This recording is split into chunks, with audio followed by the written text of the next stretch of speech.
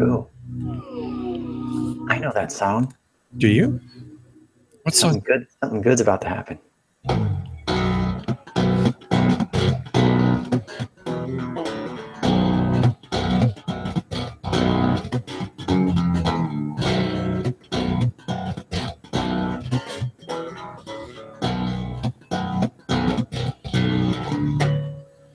Hey everybody, welcome to What Drives Us, episode 247 for October 4th, 2017. My name is Russell Frost. I have the good fortune to be your host tonight, but luckily for all of you and for me, I have two of my very favorite What Drives Us panelists with us tonight. Don't tell that to the other people, okay? Can we just keep that between the three of us? Because we can. I mean, they just don't show up. You know? No, that's not true. The two awesome people that did show up, my friend in the Midwest, he has a brand new Prius Prime. Ask him about it because he'd love to tell you, Mr. Tony Schaefer. I will tell you all about it. You don't even have to ask. I just stop people on the street. I'll tell you, the elevators are the best places to talk to people about your new car. I could just see you wandering around the airport. Brother, have you heard the good news about Prius Prime? Have you? Have you accepted electrification as your Lord and Savior? Indeed. A different spin, yes. Well, speaking of a different spin, he's the nice guy on the show, which hopefully is an invitation to him to not be nice just once. I like to think of him as Mr. Mark Coughlin. And that is the name. It hasn't changed. So, yes, welcome to the show, everybody, from the home of North America's largest Oktoberfest here in Kitchener-Waterloo, coming up this weekend. What?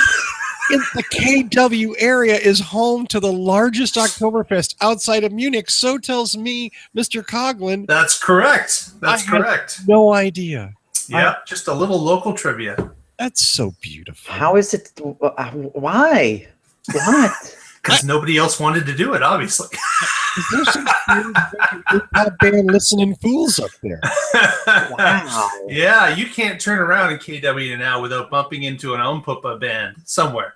Yeah. So it's craziness. It starts this Friday and runs for a week and a bit. So it bookends by 2 weekends. There's going to be a whole bunch of drunken polka-ing. Oh, there will be. And that's a hard word to say, polka-ing. You could have given some heads up. I could have booked a trip or something. I know, right? There's lots of time, Tony. Lots of time. Yeah. You're only in Chicago, man. You're just what 6 hours away? 7 hours away? And you have a long distance vehicle. Come on. There you go. I know. You're set. You're set. I'll see you Thursday. Right there. So what you're saying, it's Oktoberfest that ends the day before Thanksgiving. Well, your Thanksgiving, maybe. It starts on our Thanksgiving, which is this coming Monday. Oh, yeah, right. So it's this coming Monday. So I was thinking, I thought it was starting Friday this weekend and goes, okay, I was off by a week. I was thinking okay. Yeah. Well, so let's get on with the show. enough about Oktoberfest. Here we go. Yes, enough about Oktoberfest. To start off the show properly, normally this is the time where I get to whine and cry and complain, but instead I have maybe a little more inspirational of a message brought to us by my dear friend, Mr. Tony Schaefer. I don't know about inspirational. It's definitely optimistic, but it's optimistic against some unfortunate news and stuff. Optimistic. Yeah, so it's an article jointly written by Garrett Garner Wells, Paul Guzik, and Luke Walsh. Wait, who's this Paul Guzik idiot? I don't know. Apparently, Garrett Garner Wells is a state director of environment in Colorado, and Luke Walsh owns Green Eyed Motors in Boulder. And then this other guy just owns Boulder Hybrids. So apparently, he just owns a bunch of hybrids in Boulder. I don't know what he does. Yeah. Our very own Paul has co-written this article. And I got to tell you, to be honest, it starts with the question, what if we told you there's a 5-year-old who is in the front lines of tackling climate change pollution? And my first thought was they were talking about Donald Trump. But instead, they were talking about, oh, come on, that was good. They were actually talking about a climate policy in Colorado that is celebrating its 5th year of existence on October 15th. The Clean Car Standards. There it is. I was like scanning. I was like trying to find it. Clean Car Standards in Colorado. In 5 years, it's avoided more than 142 million metric tons of global warming pollution and saved Coloradans $550 million. But there's more. So if it were fully implemented, which is not even yet fully implemented, it would save Colorado more than 8,000 Olympic-sized pools of gasoline and eliminate those emissions, which are equivalent to powering Boulder 3 times over. And so the problem is, why I say this is optimistic in a not so optimistic situation, is that there are people who are looking to undo these standards that are already reaping benefits. And some of those are local and some of those are federal. And on the federal level, we already know that the Trump administration and Pruitt and the like are looking to repeal some of the protections put in place by the EPA. They call them overreaching, and they call them, the federal government telling the states what to do, and the states need to be the ones to decide. Well, unfortunately, a lot of the states are looking to fracking to make money, even at the cost of national lands. And so it's a good article written by these guys at the Daily Camera, a Colorado newspaper. And one of the things they pointed out is that whether you're Republican or Democrat, it doesn't matter. As many as 95% of Americans want automakers to keep improving fuel economy for cars and trucks. I mean, of course we do. Of course we enjoy breathing. We enjoy free air, air that's free of emissions. But again, this is one of the things the federal government is looking to dismantle EPA standards on vehicles and lower the standards mile per gallon for the full fleet of vehicles. And in some cases, I've read articles that the federal government is going after California, trying to undo their CARB regulations. So in one hand, they're saying the federal government is overreaching and we need to let the states decide. And then in the very next breath, they're saying, except for California, because we don't like what they're doing, so the federal government needs to rein them in. So they're literally talking out of both sides of their mouth. It's just whichever side meets their agenda of decoupling the protections. All right, so you're saying that a politician is actually speaking out of both sides of their mouths. That's how you know they're lying. Yes.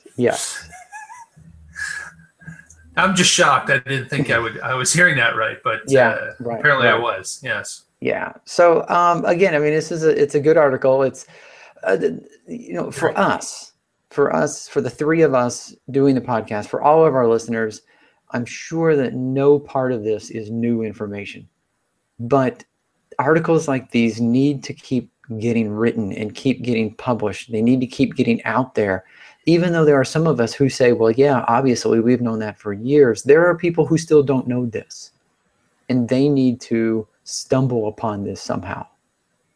So that's one thing why it's good to see articles like this getting out, getting published, and getting circulated. Absolutely. Indeed. Nicely said, Tony. Yeah, and well written. So, kudos to Paul. It was actually really well written. Yeah. I had no idea. I'm going to make Paul start writing things for the show because by make, I mean beg. Because I can't make anyone on the show do anything. So clearly, Danny Cooper hasn't showed up in a year? Oh, did I go there? just bringing the name back for nostalgia. Hey, let's go to a promise of a brighter future story. That's you, Mark. Is that my cue? Right. I'm sorry. Mark has a story about a promise of a brighter future. There, that was easier. That was easier to figure out. From a Okay. large American-based auto company. Maybe with initials GM. Maybe he has the two letters GM in a certain order. General Motors announced recently in a conference call that exciting news that they are going to be introducing at least 20 new all-electric vehicles by 2023. And on top of that, if that wasn't exciting enough, 2 new EVs will hit the market by 2018. So they have been working on some stuff and have keeping it pretty quiet because to have 2 vehicles released in 2018 that are EVs, it's a 5-year development cycle. So you've had to have been building something all along in order to release something in now a year and a bit. So wow, that was kind of shocking news. And some people may say, "Oh yeah, but the proof is in the pudding. You never actually know." But the only difference here is that GM has hit every one of its promises for electric vehicles since 2010. Yeah, and we're assuming this isn't the Bolt LTE and the Bolt Sport Edition. The Bolt Sport, yes. Yeah. No. These it does state 20 new all electric vehicles by 2023, and 2 new EVs will hit the market by 2018. Direct quote. Yeah, and you're right. They throw it out there as a teaser, with no indication as to, is this going to be a sedan? Is it going to be a small SUV? Yeah, this is just the start of the teasers, most likely. Right. There has been, of course, some concept vehicles out there. There's a sport SUV that was released as a concept, so that could be part of it, because we know that when the Bolt was put out as a concept vehicle, that they said it was moving to production in under a year. So they've obviously have some tricks up their sleeve that they've been hiding from everybody. But very exciting to hear Mark Russ, who is the Executive Vice President of Global Product Development, announced this during a conference call with reporters from Detroit. So, wow, I can hardly wait to see. Maybe by the auto show season, maybe we will get some more nuggets, or even possibly a sneak peek. Yeah, it would be interesting to see. I'd love to know what the next 2 are. Right. Yeah, we're going to see what they're going to do. It could be something amazing, right? Like a crossover SUV, a van, a sports car. Yeah, the speculation is rampant. Nobody knows for sure what it could be. I'll tell you what, if GM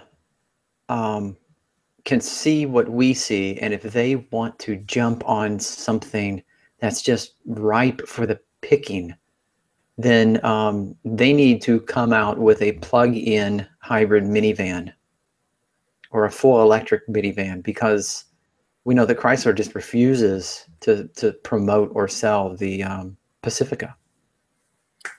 Stop producing it. Apparently there's some issues with it or something, but yeah, it's again, it's in low volume. It's not it's not, they're not pushing it hard. But again, you got to give them some sort of a break, that they've come up with something, they've run into some issues, they're trying to roll it out, but that first year is always difficult for anybody. Look at Tesla, look at any of the cars that have rolled out. The first year is always difficult. Yeah, I'm just saying this for GM. Maybe GM is looking at a minivan. How many times have we heard people ask, when is somebody coming out with, an EV minivan? So let me change the order of the news stories tonight, because I think you guys brought up a really good point. And we have here 2 high-level executives from GM talking about how electrification is the future, laying out some goals, talking about new products. And then we talked about something that we were all excited about, which was the Pacifica plug-in hybrid, which Chrysler discontinued. There was a problem with it, and they've been pretty quiet about it, actually, ever since the New York Auto Show. And you wonder, like, where does this stuff come from? And I've always maintained it comes from the top. So Electrek, let's see, what is his? Sergio Marchionne? Pardon me, Mr. Marchionne, if that's not the correct pronunciation. He's the Fiat Chrysler CEO. In an interview posted on Bloomberg, basically came out and said electrification isn't the answer. Now, he didn't have like, okay, it's going to be coal, it's going to be fusion, it's going to be hydrogen, it's going to be monkey powered. But it's just electrification isn't the answer. And then, of course, he went on to say that fuel cells and electric cars might be the long-term answer, which it's this kind of sort of mealy mouth, not super like, it's just, it's frustrating to me to see that kind of lack of leadership from the top. And again, you look at what Chrysler's doing and you go, yeah, not a big surprise, huh? Right. Not a big surprise. They're like the distant car company, just sort of floundering. I mean, yeah, let's all go buy Hellcats. Yay. Yay. They're flying off the showroom floors. Keep the fine product. Ram trucks are great, but what else do they make besides, their whole business model is based around huge gas consuming engines. That's what it is. With the exception of the Fiat 500 and the 500e, which they've almost not distributed in the U.S. or nobody wants it. I don't know why. Or at one point claimed, please do not buy it. Right. Yeah. We've seen this from car company after car company where they kind of want to be like, they want a little halo product, but they also want to, when it gets right down to it, when somebody starts talking about something that might affect their stock price, they're like, that electrification thing. It's just something the kids are talking about. But how frustrating how frustrating is it? I guess we just have to imagine that there might be amazingly bright, clever, enthusiastic engineers who are doing everything they can to put out something like a 500e or a plug-in hybrid minivan, only to have somebody above you, someone at the high level, just shit on your parade. Yeah. How absolutely frustrating. Over and over again. Right. And we know another car company that's had the same kind of thing. A very popular, best-selling car company that has talked trash about electric cars because it just wasn't their goal. And it still seems like they're talking about it now, but they're still kind of not really headed in that direction. So, you know what? I'm here to support the people that are supporting the future, a future that I want. Mm-hmm. And it's not about Hellcats. I envision a world in which everybody has a Hellcat. Wouldn't that smell nice? Yeah. It wouldn't last long, but if you're going to go out in a Hellcat. Go out in a Hellcat. Mm-hmm. Well, let's talk about something fun and positive, and let's talk about something that is so math intensive that I actually had to take 2 naps while reading the article. True story, by the way. True story. Yeah, keep in mind, I was an art major. Math is hard. Matthew Klippenstein gets my award for a really well-written article from Green Car Reports just a couple of days ago.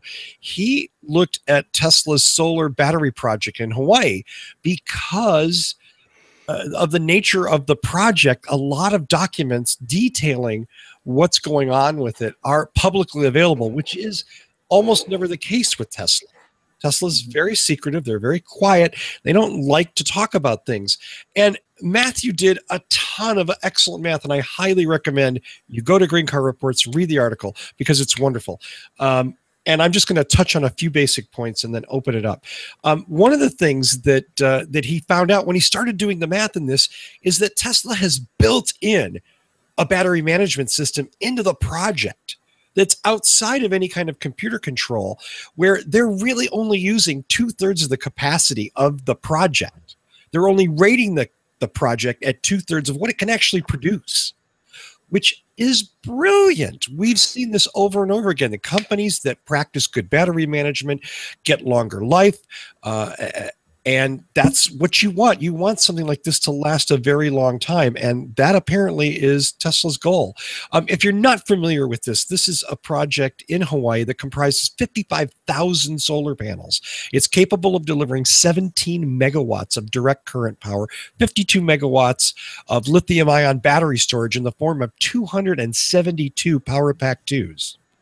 Just think about that for a minute. Yeah, that's huge. Yeah, 272 Power Pack 2s. It's a 44-acre site, okay? It's not huge. I mean, it's big, but it's not like, oh my God, it covers the whole island. Mm-hmm.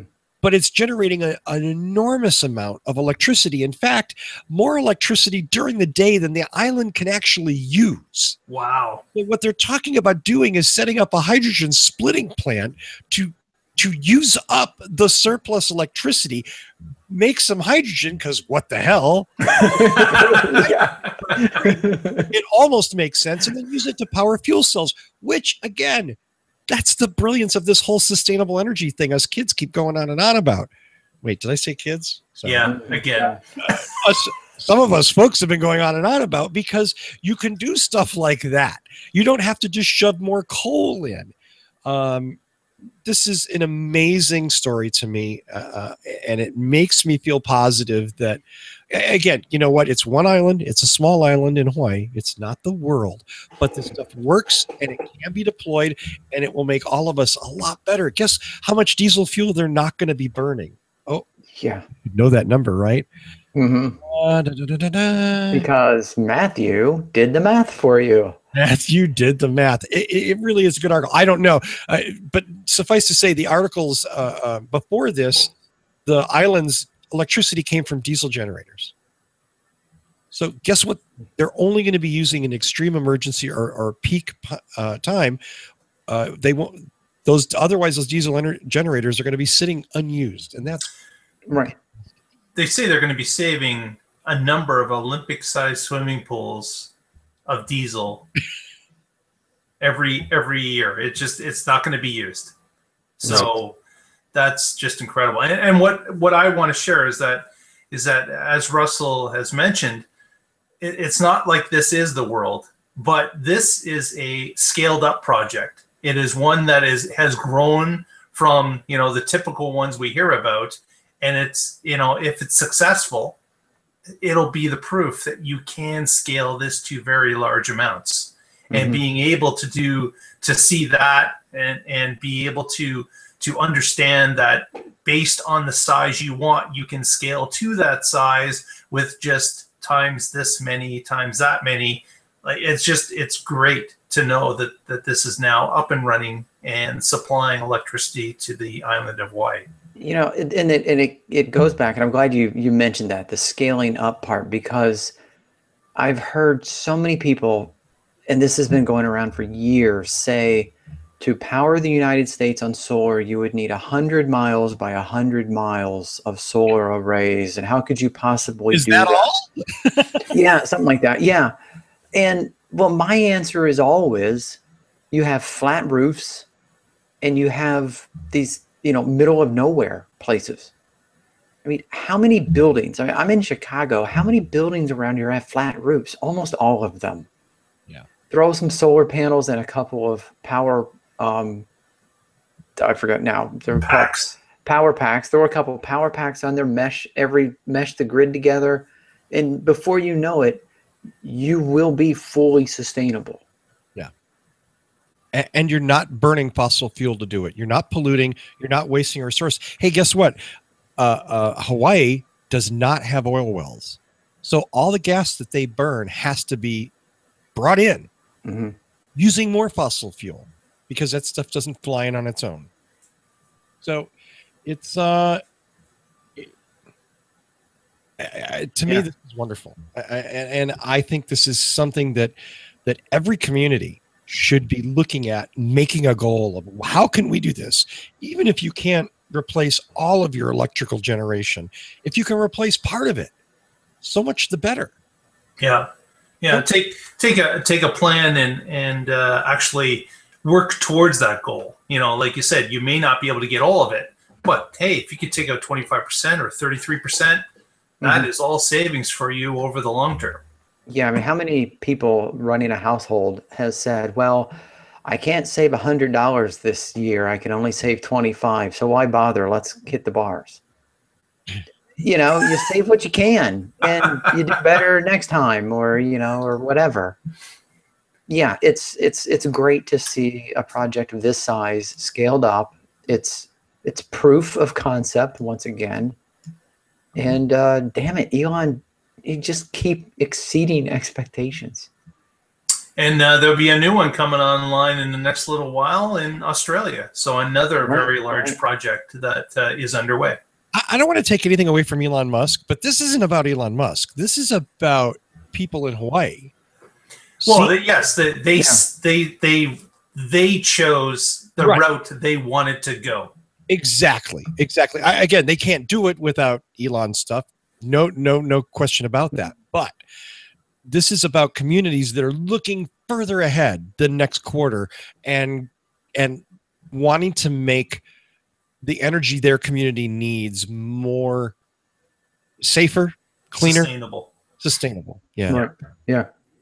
I would love to see neighborhoods, especially around here, and people who might not be familiar. There's, neighborhoods that are like self-contained, and you have homeowner associations, and stuff. I would love to see neighborhoods requiring solar panels on roofs and power walls, and meshing everybody together, and you could have entire neighborhoods that are self-sustained. And I don't even know that, at that point you start talking about not a grid, but I mean, where, maybe neighborhood groups, but even individuals, with a decent amount of storage, we could get to a point where we're not all sucking electricity out of the one wire that comes in. Right. And really, when you mesh like that and your battery runs out for whatever reason, you just tap in from everybody else.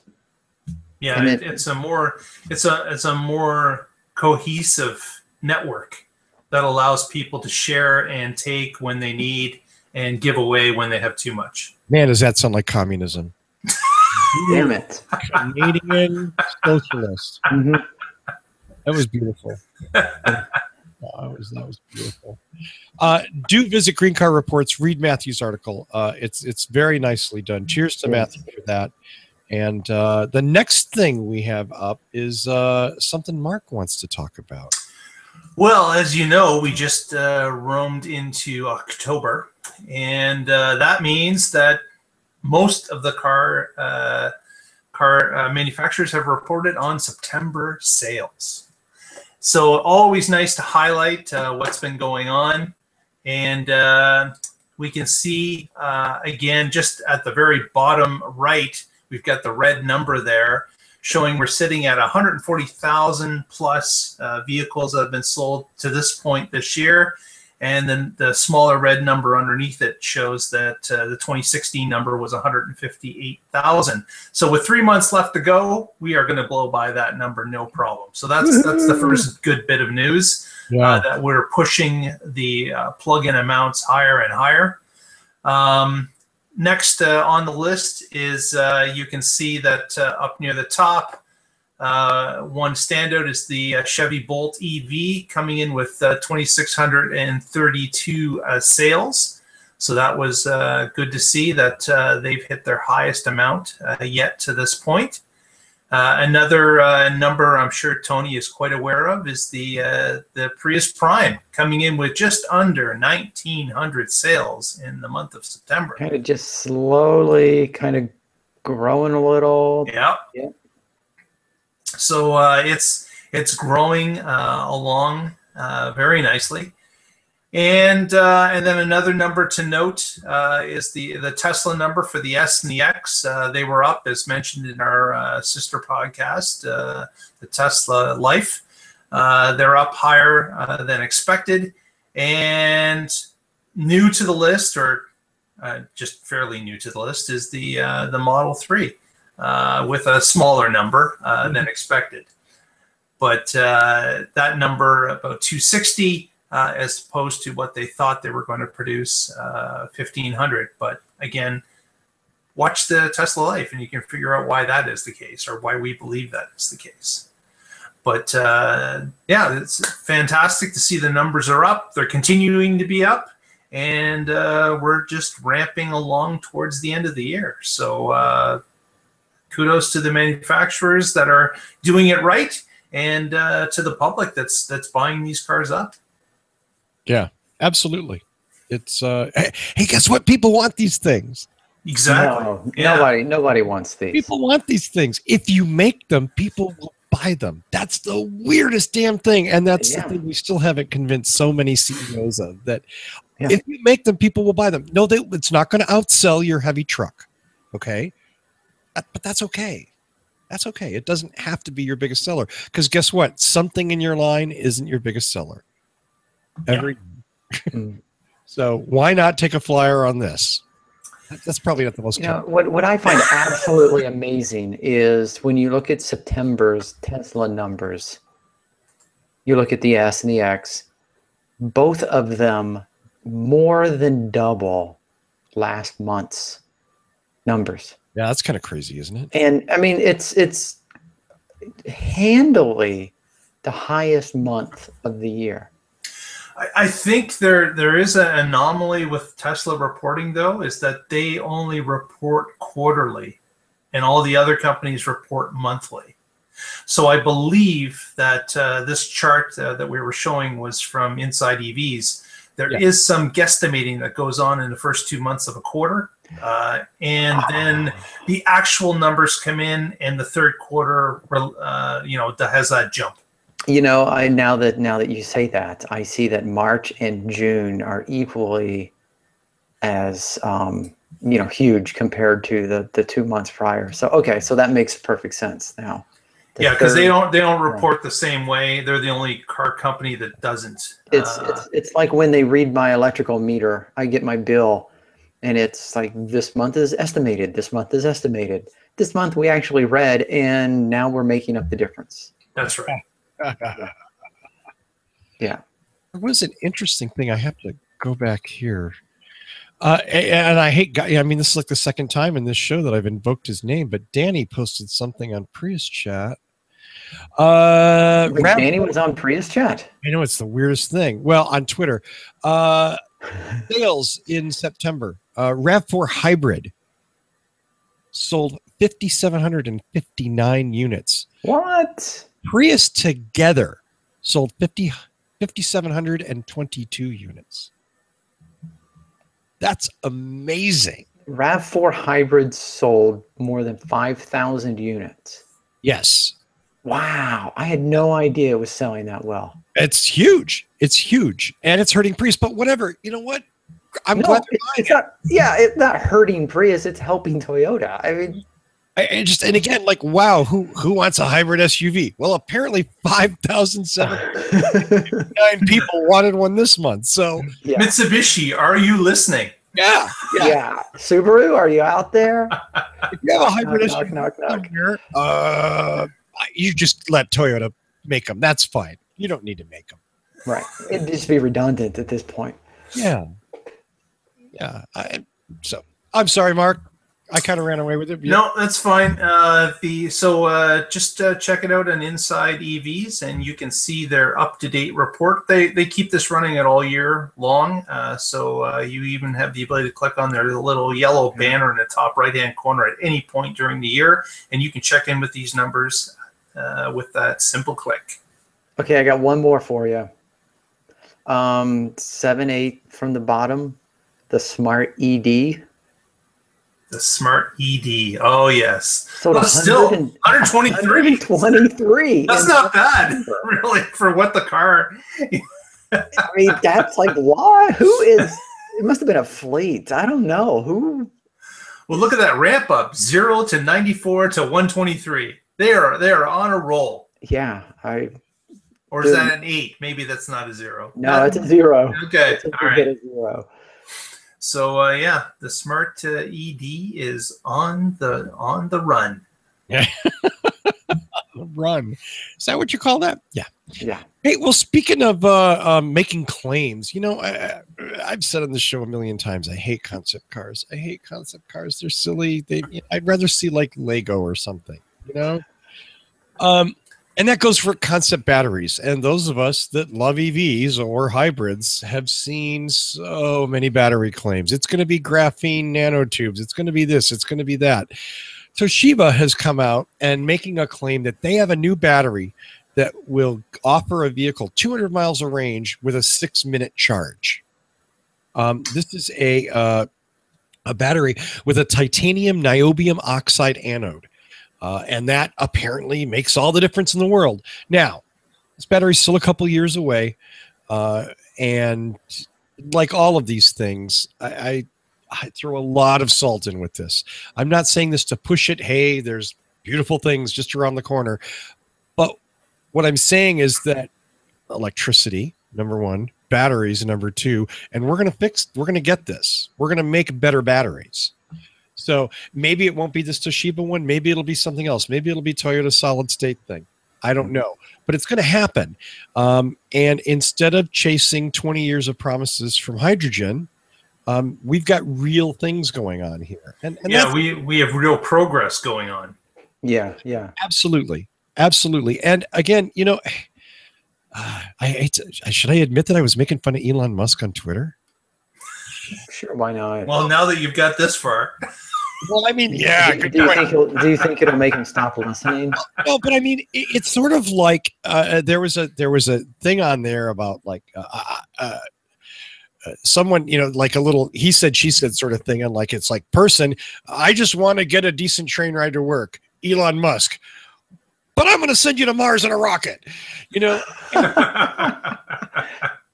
And that's sort of like this concept thing constantly with concept cars and with new batteries and stuff. Hey, you know what? Guess what? A lot of us just do want to get a decent, clean train ride to work or a bus or whatever. We don't necessarily have to have a flying hover car that runs on unicorn farts. And that's where even these concept batteries are more grounded in reality in some ways than some of this other stuff. Yeah. At this point, you know, we've always kind of hedged our bets, or I've always kind of hedged like, oh, well, it looks like electric is the future. I mean, do we see either of you guys see some other future that I'm missing? Not in the foreseeable future. No. Yeah. Yeah. No. This, it's like anything else that, you know, once we latch onto something that works, you know, we go to work on making it better, pushing it up a notch or two as we go along. That's what everybody does, is they try to make it better based on the knowledge they have and built on the information and the knowledge that came before them. So yes, we are moving along incrementally, making it better, and it's a solid way of doing things, and we're definitely have been seeing that since the second or the third iteration of modern EVs. So since 2010, we've seen a constant uptick in batteries, their density, their ability to hold a charge, their speed, all of it. It's all getting better incrementally. Yeah, and yes, and you're right, Russ. I mean, there's no other technology other than computer technology, hard drive, you know, data storage, processing, whatever. There's no other technology that is progressing as quickly as battery technology right now. Yeah. And guess what? They're a blast to drive too. Hate to say it. All you petrol heads that love it, guess what? Electric cars are way more fun. Sorry. Yeah. Ooh, wait, that's going to get me in trouble. But let's talk about something that won't get me in trouble. It was hinted at before that Nissan was going to do something with this new generation Leaf that we haven't seen with an electric car before, that we haven't seen. Well, that's not true. I mean, that's really Tesla's whole reason for existing. from a mainstream electric car. How's that? Can we? Is that unfair to call Tesla out of the mainstream? It's almost getting there. It's getting there. Yeah. When they start delivering Model 3s to customers, I'll have to change that. But all right. Yeah. Anyway, the whole point was, I really love the idea. I mean, most of these car companies have racing divisions, or they have, tuning groups, whatever that build up their cars, do cool racing stuff with them, and Nissan's finally done it to the Leaf. And let me show you this because we have some photos. This is the Nismo, which is Nissan's racing division, Leaf. Here are the first shots of it. This is something that, forgive me, it's a concept for now. But Nissan says they're going to do some of this stuff, and they will make it available. I mean, not bad. It looks great for an EV. Mm-hmm. Like, it looks great. Yeah. I would buy that. Okay, the steering wheel's on the wrong side, but you get used to it. Yeah. You said you'd buy it. You didn't say you'd drive it. Yeah. Well, I wouldn't know. I wouldn't know how. No, but I think it's a nice looking. It's cool. Yeah, and I would say, if they say that the sports tuning is there, if they make the controls to be like, power mode all the time, or, whatever, you just now have to question. We were kind of underwhelmed by the current range of the Gen 2 Leaf. You start driving this one, just, then exactly what is that going to do to the overall range? Right. And that's what we don't know yet. And, will they put extra batteries in it? Will what, I don't even know if I should say this out loud. Should I whisper it? Yeah. So, like, who gives a shit? You know what I mean? Like, isn't it just cool to make a cool kind of racy EV and fuck at the range, whatever? Does it matter? Yeah. I think for a lot of people it won't matter, because really a car that's going to get 240 kilometers of range on the EPA scale, that's enough. That is enough. If the Nismo Leaf drove like a bat out of hell and you got 120 miles of range out of it, solid 120, how many people could still use that car every day? Okay, yeah, you're right. Right here. I could. I'm one, and I'd do it. I'd be happy to do it. Let's face it, you'd use the hell out of that car. Yeah, I go through tires like there's no tomorrow. Okay, and whatever. If the only smoke coming out of that car is from my tires, fine. I'm just fine with that. I cheers to Nissan for doing something cool. Yep, I look forward to seeing that on the market. That looks really good. So one thing that came up, JT in the chat just asked, I wonder if there's still no thermal battery management.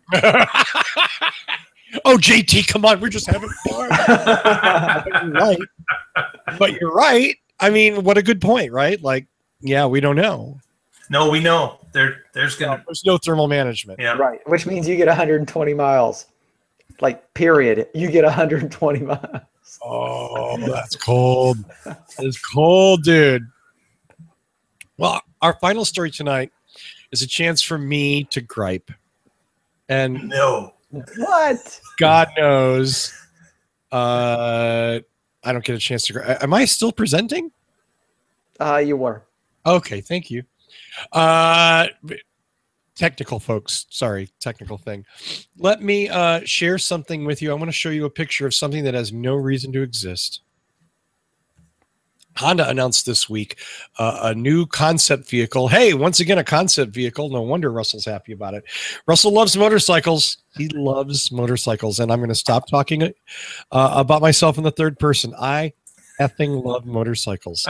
And I want an electric bike so bad, and I'm distraught at the lack of options. So Honda, one of my favorite motorcycle companies, I've owned a couple of their bikes, love them, announced an electric bike. But for some reason, the whole point of this bike is that it has a self-balancing thing in it. Oh, I've seen these, yeah. No, but what? Does that take away from the fun of owning a motorcycle? It's parasitic weight. It's pointless technology. If you can't ride on two wheels, sit at home. Sit at home. I get it. Come on, that video is amazing. Yeah, but who cares? I just want the damn thing. You know what I mean? Like, it doesn't need to self-balance. It doesn't need to be robotic. It needs to just be electric. Just let me plug in and drive it. Instead, it's got to do all this silly crap. Oh, look, it follows me like a puppy. Well, give it a treat. Oh, it's going to go outside and piddle, maybe. Oh, look both ways. Look both ways before you exit. Okay. It's not even a bad-looking bike. Not even a bad-looking bike. And I'm not against things like ABS and all sorts of stuff that help motorcycle riders stay safer. I'm definitely not against that. But the idea that, like, they're going to waste my time with this electric motorcycle, with this self-balancing, semi-robotic electric motorcycle, when all I want is an electric bike. That's it. Well, I could say you could buy the bike and then yank the fuse. Ooh, I like that. I wonder if the autonomous feature, just yank the fuse and that's it. Okay, so what if the bike had summons mode? Would you want it then? No. Damn it. I don't need that. I want a bike. I want an electric motorcycle that looks like that. I would even go so far as to say I would love one made by Honda. You know, but you know, it does take. Well, again, we're in an age now where we've got many different manufacturers coming out with autonomous vehicles. Who here really wants to let their car drive themselves and not do the driving? I know I don't. I wouldn't mind interstate giving up control on the interstate. I wouldn't mind that. I have no interest in that. Is this where I come out clean? Is this where I come out and out myself as a person who doesn't like cars? Dude, I'm sorry. We've car show for 7 years. We've known for years. I think you were the last one to figure it out. I like motorcycles. I love motorcycles. I like cars, especially tech cars are wonderful. They're fun. But so I would love a self-driving car and a fully manual motorcycle. So, but it is part of the fun, right? It is part of the reason you drive when you have the ability to do so, is because you're in control. You get to do what you want to do, and to have a car or a motorcycle do that for you, I would say take some of that fun away, if not a lot of it. Dude, I totally don't care. Mark has a valid point. No, he doesn't. Wow. Wow, we don't get that kind of argument. Okay, explain what you mean. Yeah, geez, Tony. I mean, no. I was just being argumentative for the sake of making a joke, but I honestly, like, okay. So to my earlier point, if I need to drive a long distance, if I'm just driving to work, okay, I'll drive. Whatever. That's 24 miles. But if I need to drive 7 hours on the interstate and I can just turn it over to the car and say, just go, I would much rather do that. There's different people are going to handle these issues in different ways, right? I think I get Mark's point. He wants to drive. Yeah, no, I get it. I love to drive, and I would not want to give up that control. It's not the control; it's the fun. If the car is doing it all for you, and you're in the back playing with your phone, you may as well be sitting at home on your couch. Like, what's the difference? Right, except you got to go somewhere, and if you got to go somewhere for 7 hours on a road trip, take a plane. Like it gets long and monotonous, but like I don't know. Maybe it's because I enjoy driving too much. I love going on long drives. Yeah, I mean, I've done long drives and I've enjoyed some long drives, but I mean, to me, the reason I said 7 hours is 7 hours is the limit. If it's more than 7 hours, I'll fly. If it's 7 hours or less, I'll drive. Okay.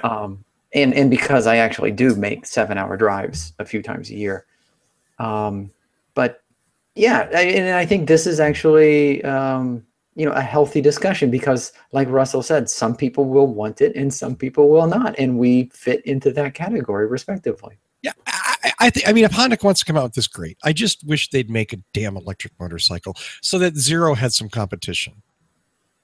Because it's Zero right now, or where you buy some weird custom bike. Yeah. Or you buy an e-bike or a scooter or something like that. But Zero's the only one making serious street motorcycle. Yeah, I get it. I know exactly what you said. This is a really nice looking bike. Yeah, it's not bad looking bike. I had this discussion at a Ducati dealership yesterday. And again, not to go too far into the weeds on this, but I mean, I hate manual drive cars, stick shift cars, not my thing. I just don't enjoy them. Had a blast in the Mazda Miata, though. I'll tell you that. I love the new Miata, which is my way of plugging my review on YouTube. Go to our YouTube channel and check it out. But motorcycles are slowly oozing over into automatic transmissions. Honda's already got a couple of bikes, like 4 that are automatic. And because of the developments in racing with the new electronic transmissions and computer controlled motors, this self-shifting thing is a lot easier. So, it's not something I look forward to, but I get it.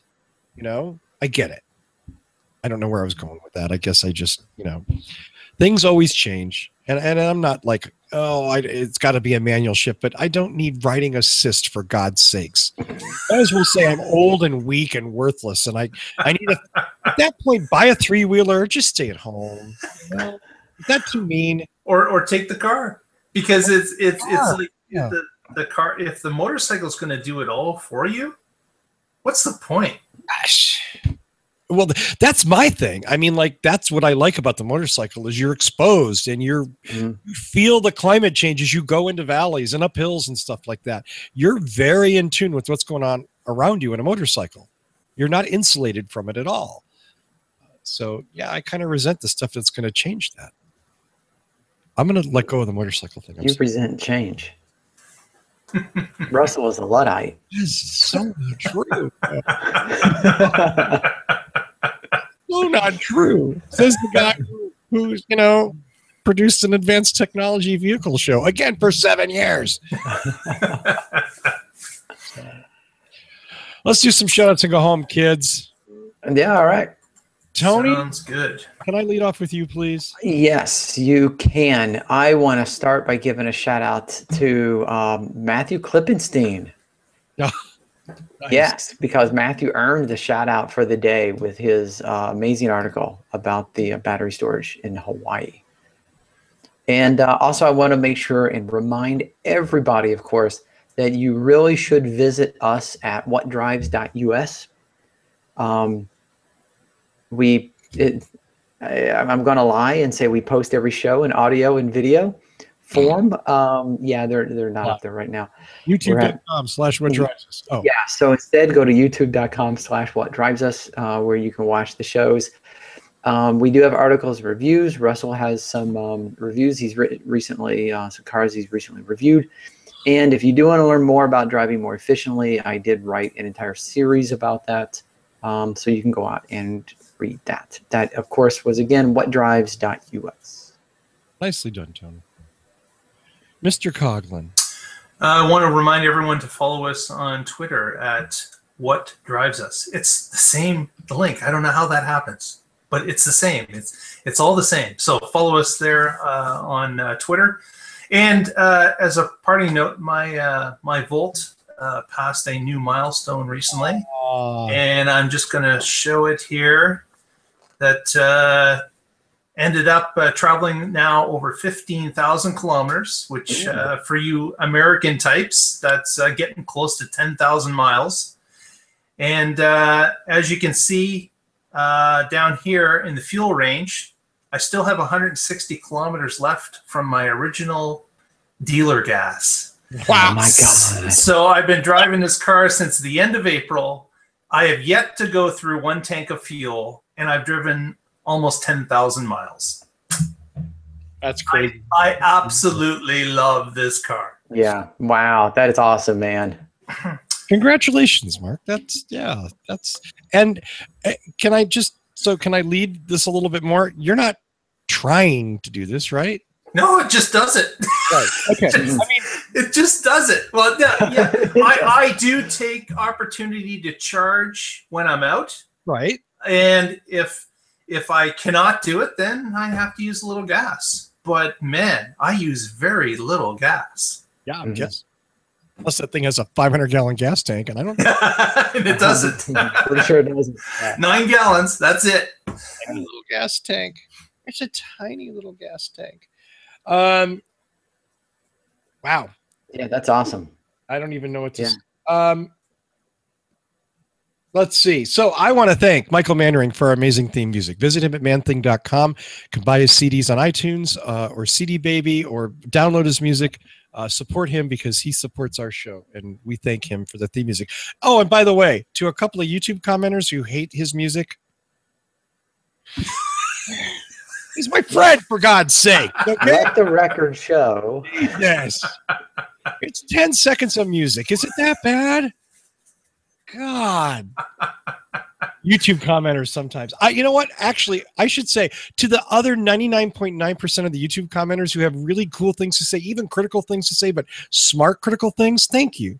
I appreciate you coming onto those videos and watching them. So youtube.com/whatdrivesus. I'm pumping out the car reviews like there is no tomorrow. As I said, the 2017 Mazda MX-5 RF. This is the new hardtop fastback version. It is an amazing car. There's a full review of that. The 2018 Camry, the all-new Camry Hybrid. Just posted that review a couple of days ago. Has nobody watched my Mirai View yet? Review? Neither one of you bastards have you? I couldn't find a fueling station. I'm going to show you a little part of it after the show. Did you power it with pee? Is that how it works? Anyway, so Russell was watering flowers with the Miata. Yes. Those of you who've been good enough to watch those reviews, thank you. Hey, you know what? Share them on Facebook or something, and tell a friend, because I really love doing these reviews, and I appreciate it when all of you go and watch them. Thank you so much. So my final thing is I lost one of my girls today. So this show is dedicated to her, and I'm going to show you her picture, and I'm going to try not to get all silly. That's her, Chloe. She left us today, but she was a very good girl, and I'm going to miss her a great deal. So thanks very much for watching. Tune in next week and find out what drives us.